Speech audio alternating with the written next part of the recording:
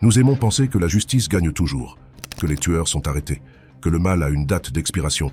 Mais certains criminels échappent à tout. Ils tuent, disparaissent, recommencent. Et les années passent, les corps s'accumulent, et personne ne sait qui a fait ça. Ils ne se cachaient pas dans l'ombre. C'étaient des professeurs, des voisins, des policiers, des pères. Ils menaient des vies normales tout en portant des secrets inavouables. Et d'une manière ou d'une autre, ils s'en sont sortis. Pendant 10 ans, pendant 20 ans, pendant près de 50 ans. Certains ont finalement été arrêtés par accident. D'autres ont été démasqués par la science. Et quelques-uns sont toujours là. Voici l'histoire de ceux qui ont tué et disparu. Et le premier, son nombre de morts défie l'entendement.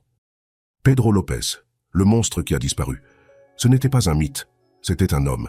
Et pendant des années, il s'est promené librement en Amérique du Sud, laissant derrière lui des centaines d'enfants morts, sans nom, sans visage, sans justice.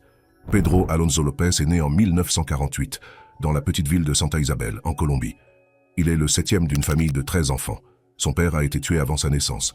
Sa mère, accablée et violente, le battait régulièrement et l'a finalement forcé à vivre dans la rue. À l'âge de 8 ans, il était sans abri. À 12 ans, il a été agressé en prison. Et quelque part dans cette spirale de traumatismes et de survie, quelque chose en lui a basculé. De victime, il est devenu prédateur. Au début, ses crimes étaient mineurs, des vols de voitures, mais ce n'était pas suffisant. Pas pour longtemps. Dans les années 1970, des jeunes filles ont commencé à disparaître de villages reculés et de marchés bondés de Colombie, d'Équateur et du Pérou.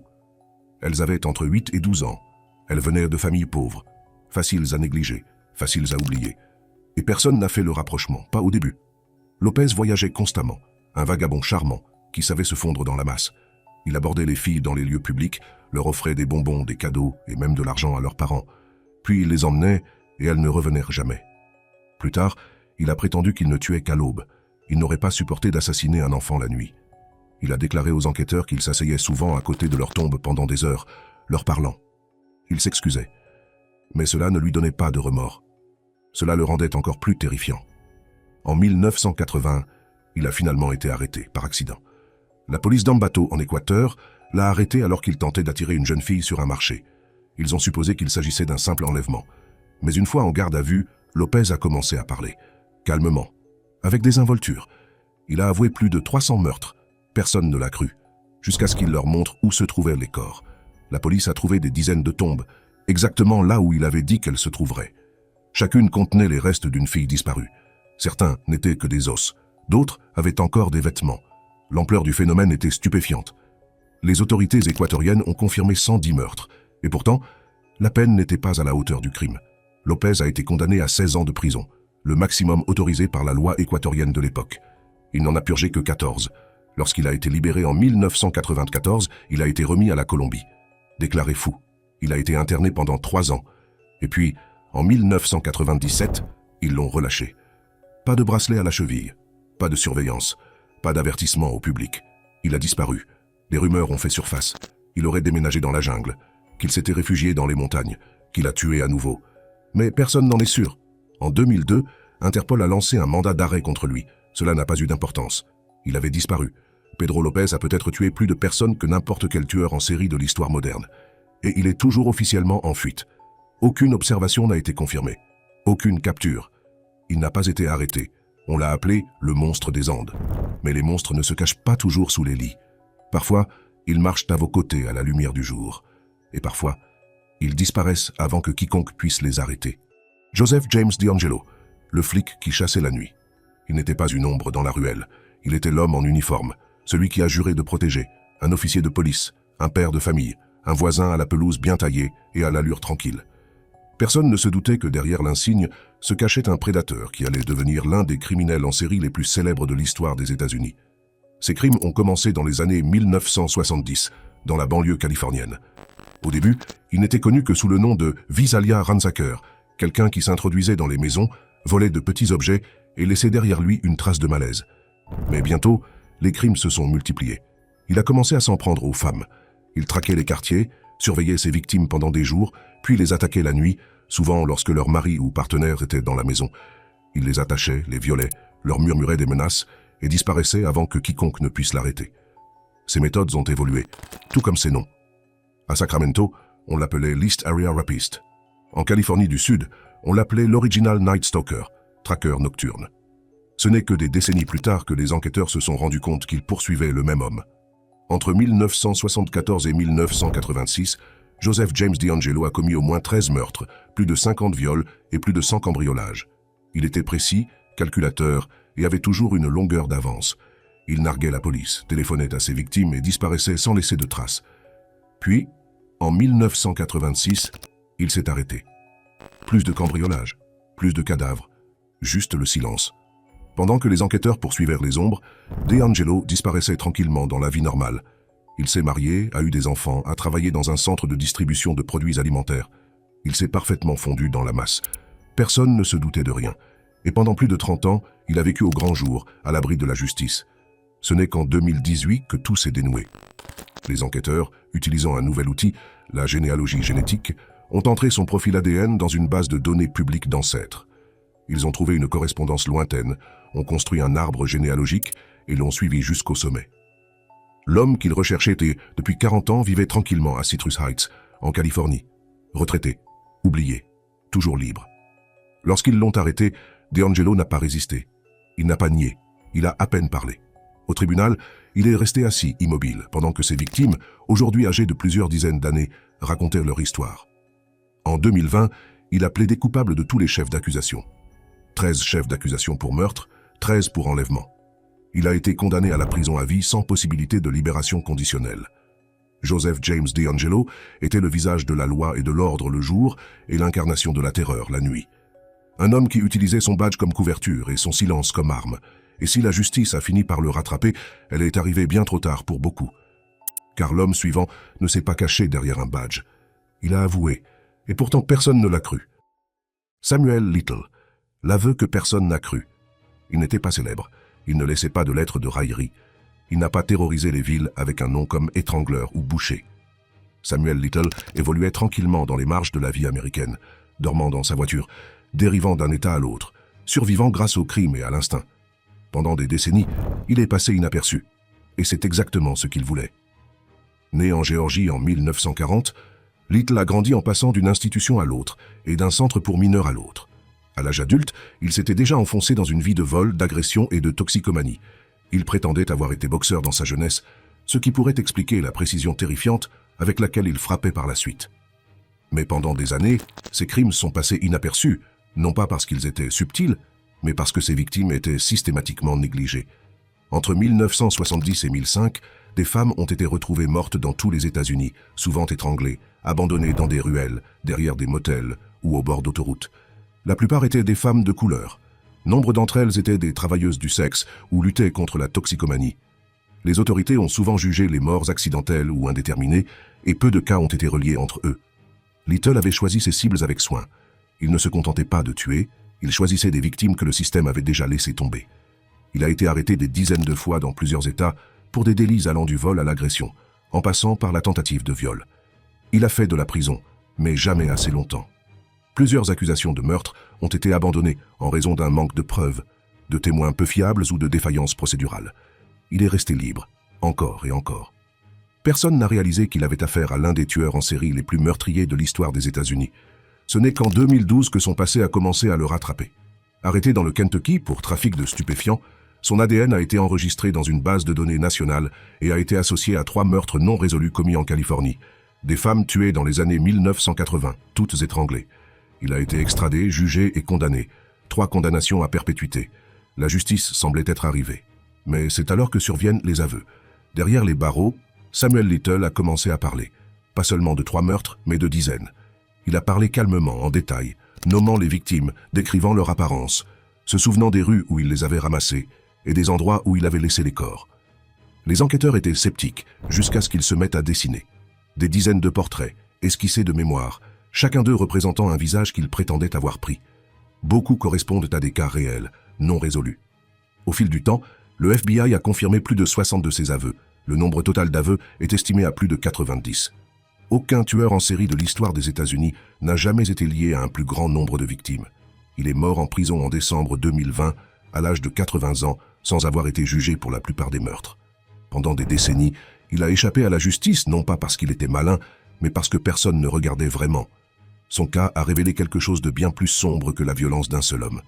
Elle a mis en lumière un système prêt à détourner le regard, encore et encore, en raison de l'identité des victimes. Et le prochain tueur? Il ne s'est pas contenté de se cacher derrière une vie tranquille. Il s'est caché derrière la religion, la famille et un masque qu'il s'est lui-même construit, une victime à la fois. Dennis Rader, l'homme qui a vécu 2 vies. Il était responsable d'église, agent de conformité, père de 2 enfants. Il tondait sa pelouse tous les week-ends, animait des études bibliques le dimanche et envoyait des lettres à la mairie lorsque des voisins enfreignaient les codes de zonage. Sur le papier, Dennis Rader était l'image de la respectabilité de la classe moyenne dans une petite ville du Kansas. Mais sous la surface, il était tout autre.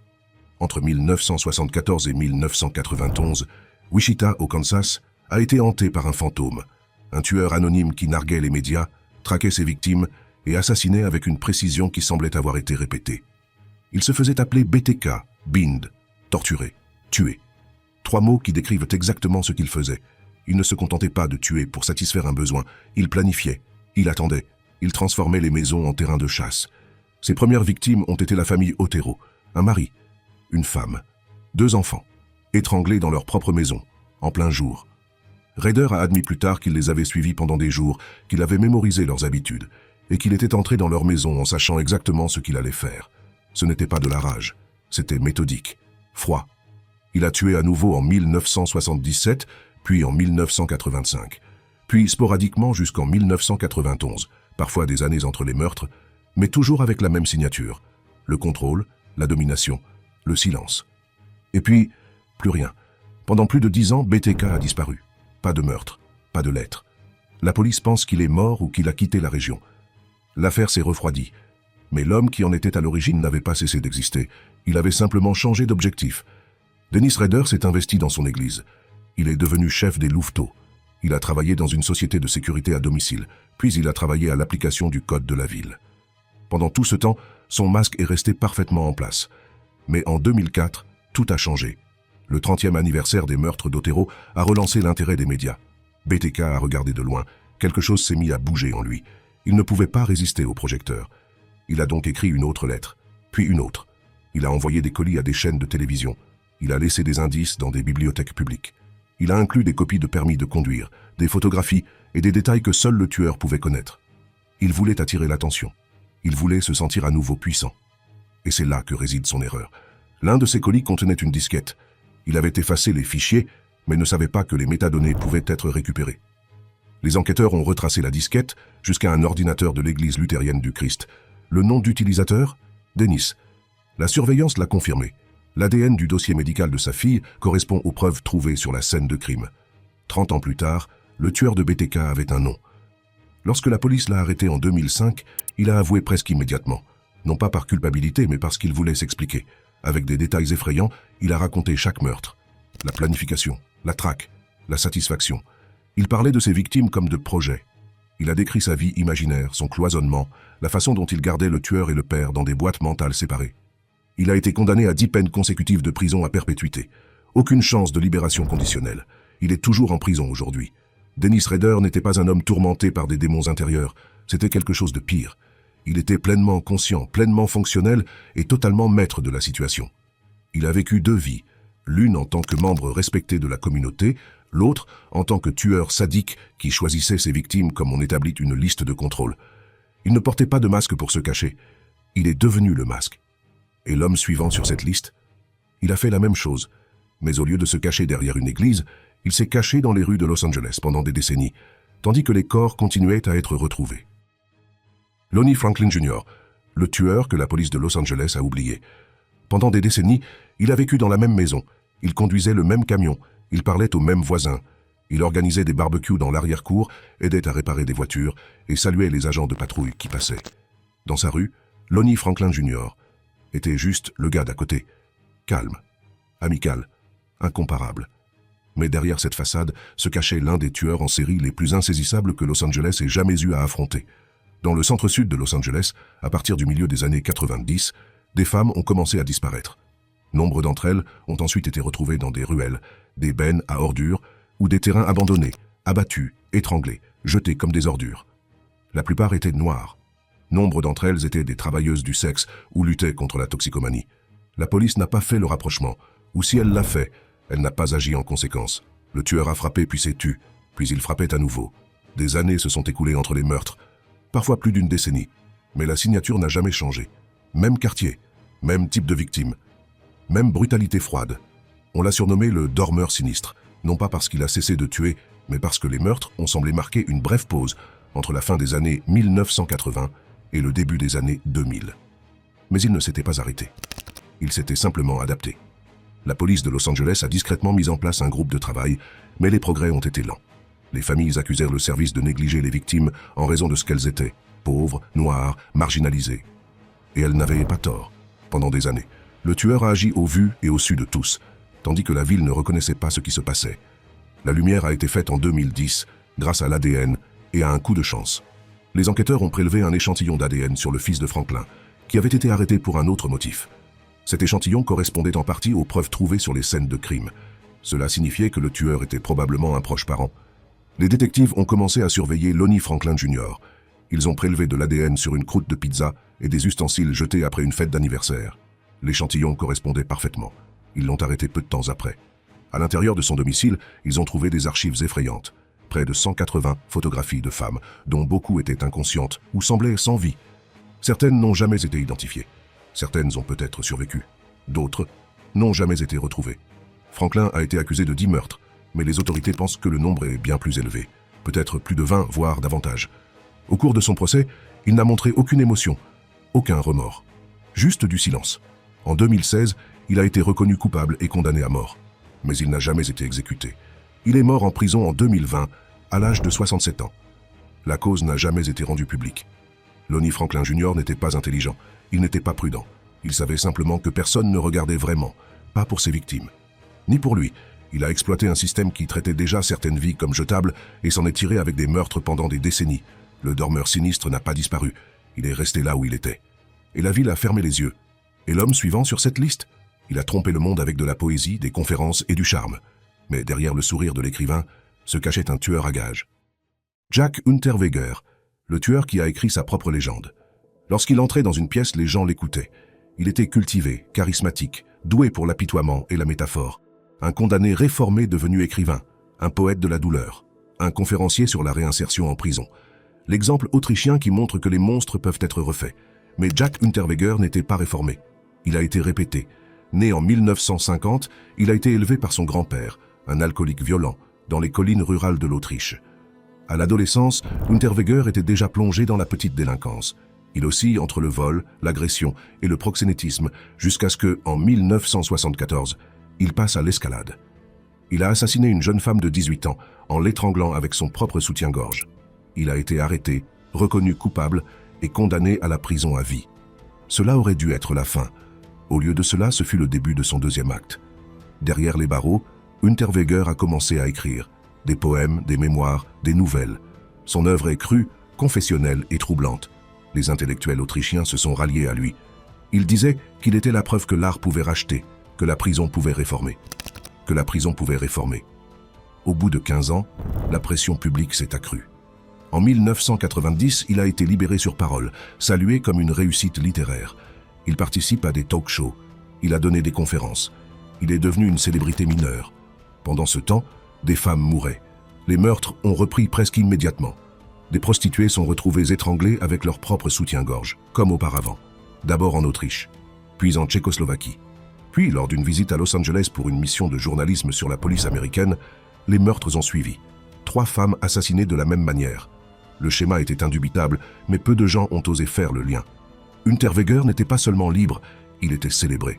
Cela a pris des années, mais les preuves ont commencé à s'accumuler.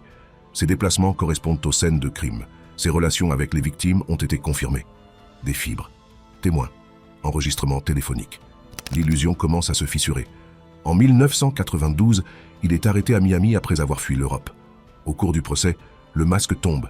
L'écrivain repenti devient un homme qui lutte pour sa survie. Froid, arrogant, désespéré. En 1994, il est reconnu coupable de 9 meurtres, même si beaucoup pensent que le nombre réel est plus élevé. Cette nuit-là, Jack Unterweger s'est pendu dans sa cellule. Même méthode, même signature. Un acte final écrit dans la seule langue qu'il comprenait vraiment. Le contrôle. Il a trompé un pays, il a trompé les médias. Mais en fin de compte, il n'a pas pu se soustraire à ce qu'il était, car parfois le masque le plus dangereux est celui auquel tout le monde veut croire. Edward Wayne Edwards, le vagabond qui jouait le jeu à long terme. Il parlait pour entrer dans la vie des gens. Il souriait facilement. Il citait les Écritures. Il donnait des conseils. Il arborait parfois le charme d'un prédicateur, parfois l'assurance d'un homme repenti qui avait laissé derrière lui un passé sombre. Il disait être la preuve vivante que tout le monde pouvait changer. Mais Edward Wayne Edwards n'a jamais changé. Il s'est juste amélioré dans l'art de faire semblant. Né en 1933 dans l'Ohio, Edwards a grandi dans des orphelinats, des établissements pénitentiaires et le genre d'endroit qui transforme la douleur en ressentiment. Dans les années 1950, il était déjà un criminel notoire. Vols à main armée, évasion de prison, fraude. Il figurait sur la liste des 10 personnes les plus recherchées par le FBI. Mais après avoir été arrêté en 1962, il a vécu ce qu'il a appelé une transformation spirituelle. Il a écrit des mémoires, il a donné des interviews, il est apparu dans des talk-shows, et l'Amérique l'a cru. Il est devenu une célébrité mineure, un ancien détenu qui avait trouvé la rédemption. Il a parcouru le pays, prononçant des discours de motivation dans des églises et des prisons. Il a parlé de choix, de changement de vie. Il était convaincant, désarmant. Il était même charmant. Mais la vérité était plus sombre. Derrière les sermons et les mantras de développement personnel, Edwards continuait à tuer. En 1977, un jeune couple a disparu dans l'Ohio après avoir assisté à un mariage. Leurs corps ont été retrouvés des mois plus tard dans un parc, exécutés de la même manière. En 1980, un autre couple d'adolescents est retrouvé mort dans le Wisconsin. Les scènes de crime sont éloignées dans le temps et dans l'espace, mais la méthode utilisée est similaire et fait froid dans le dos. À l'époque, personne n'a fait le lien entre les deux. Edwards n'a même jamais été suspecté. Les années ont passé. Edwards déménage souvent. Il fonde des familles, change de nom. Et pendant tout ce temps, des meurtres non résolus le suivaient comme des ombres. La vérité a commencé à faire surface en 2009 lorsque sa propre fille a contacté la police, troublée par les propos qu'il avait tenus. Les enquêteurs ont rouvert des affaires non résolues et ont commencé à suivre les mouvements d'Edwards. Ce qu'ils ont découvert est stupéfiant. Son ADN l'a lié à de multiples meurtres et les preuves circonstancielles ont comblé le reste. Il a été arrêté en 2009, à l'âge de 76 ans. Il est accusé de 5 meurtres commis au cours de 2 décennies. Lors de son procès, il n'a montré aucun remords. Il a avoué avec désinvolture, comme s'il racontait un passage d'un livre qu'il avait lu. Il a même plaisanté sur les meurtres, qualifiant un couple de cible facile. Il a été condamné à mort. Mais avant que l'État ne puisse l'exécuter, Edwards est décédé de cause naturelle en 2011. Il a passé ses derniers jours dans un lit d'hôpital, sous la surveillance de la police, avec un nombre de morts qui n'a pas encore été entièrement confirmé. Certains pensent qu'il a pu tuer jusqu'à 15 personnes. D'autres spéculent davantage, notamment en raison de son goût pour la manipulation et de son habitude à s'immiscer dans les enquêtes. Certains théoriciens sont allés jusqu'à suggérer qu'il était impliqué dans d'autres crimes très médiatisés, bien que beaucoup de ces affirmations n'aient pas été prouvées. Ce qui est certain, c'est que Edward Wayne Edwards a bâti sa vie sur des mensonges. Il a menti au public, à la presse, à ses propres enfants. Mais le mensonge le plus dangereux qu'il ait raconté était qu'il avait changé. Parfois, le mal ne porte pas de masque. Parfois, il apprend simplement à sourire. Kit Sims, le fantôme des banlieues.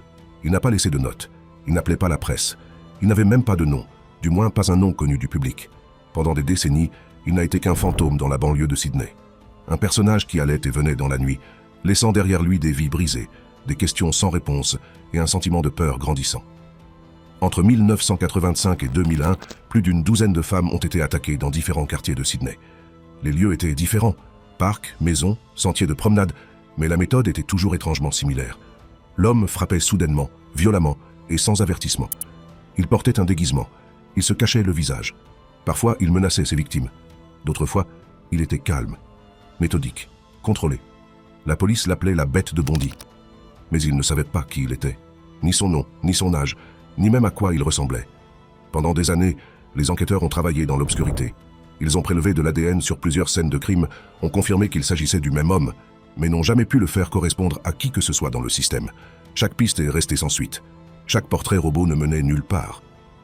Pendant ce temps, l'homme derrière tout cela continuait à vivre sa vie. Kit Sims avait un travail, une famille, une réputation. Pour tous ceux qui le connaissaient, il était un homme du quartier comme les autres. Il assistait à des matchs de football. Il partait en vacances.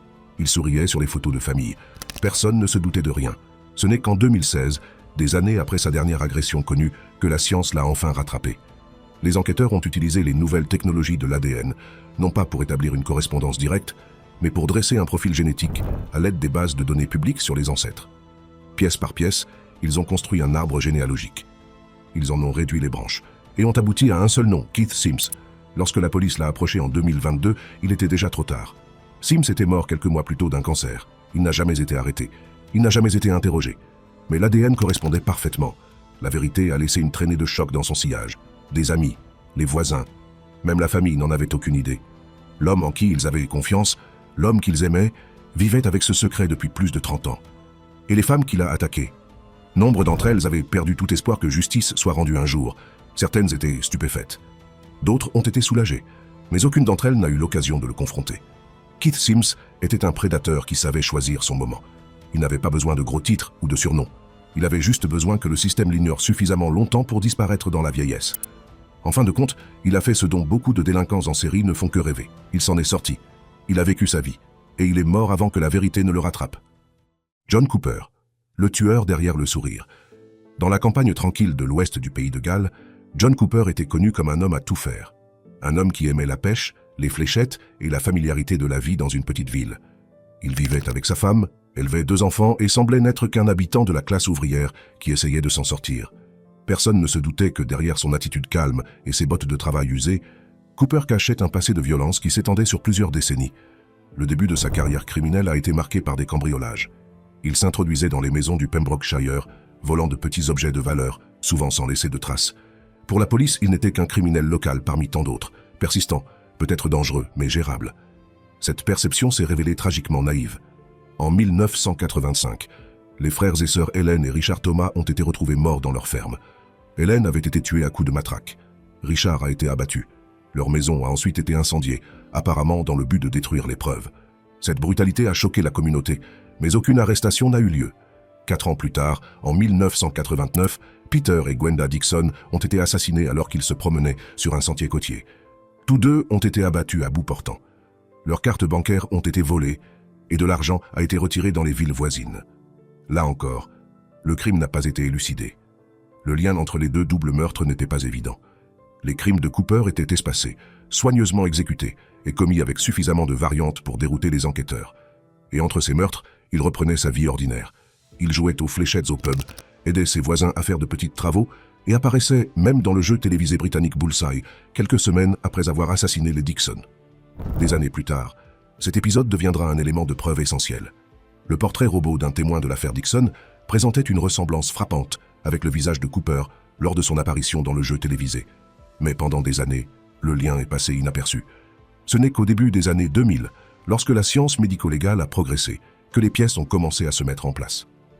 Les enquêteurs ont réexaminé d'anciennes preuves, résidus d'armes à feu, fibres, ADN, et les ont associées à Cooper.